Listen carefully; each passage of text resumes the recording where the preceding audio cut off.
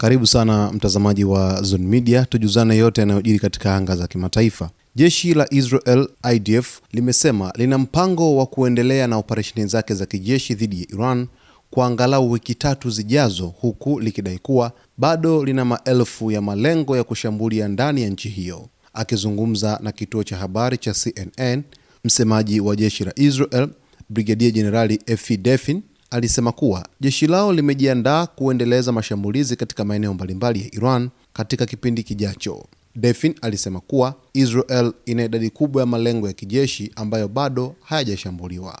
Tuna maelfu ya malengo mbele yetu, alisema Defin katika mahojiano hayo.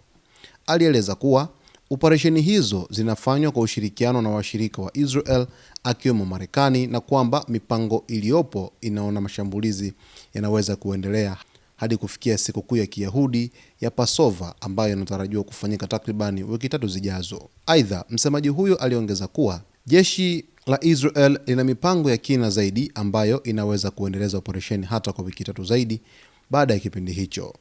Hata hivyo, Defin alisisitiza kuwa jeshi la Israel halifanyi operesheni zake kwa kuzingatia muda maalum, bali linafanya hivyo kwa kuangalia kama malengo ya kijeshi yaliyowekwa yamefikiwa. Hatufanyi kazi kwa kufuata saa au ratiba maalum, bali tunafanya kazi kwa kufikia malengo yetu, alisisitiza Defin.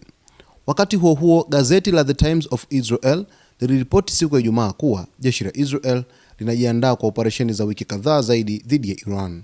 Kwa mujibu wa ripoti hiyo, jeshi hilo bado lina malengo mengi ya kushambulia ndani ya Iran, ikiwemo katika mji mkuu wa Tehran pamoja na maeneo mengine ya kimkakati nchini humo. Taarifa hii inaashiria kuwa mapigano kati ya Israel na Iran yanaweza kuendelea kwa muda mrefu zaidi kadri pande zote zinavyoendelea kupanga hatua zao za kijeshi.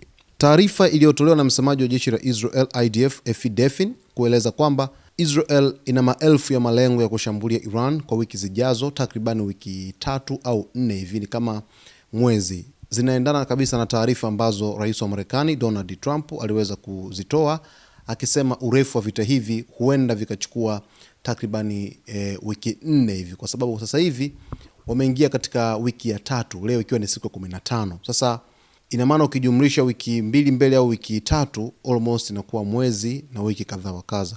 Kwa hiyo bado kuna viashiria vinavyoonyesha wazi kwamba vita bado huenda vikawa na muda mrefu, takribani mwezi mmoja hata miezi 2 na kuendelea hapo, kutokana na hali ambayo inaonekana kwa hivi sasa kwamba mashambulizi yanazidi kuwa makubwa, lakini kila sehemu, kila upande ukijiandaa vilivyo ili kuweza kukabiliana na hali halisi ya vita hivi.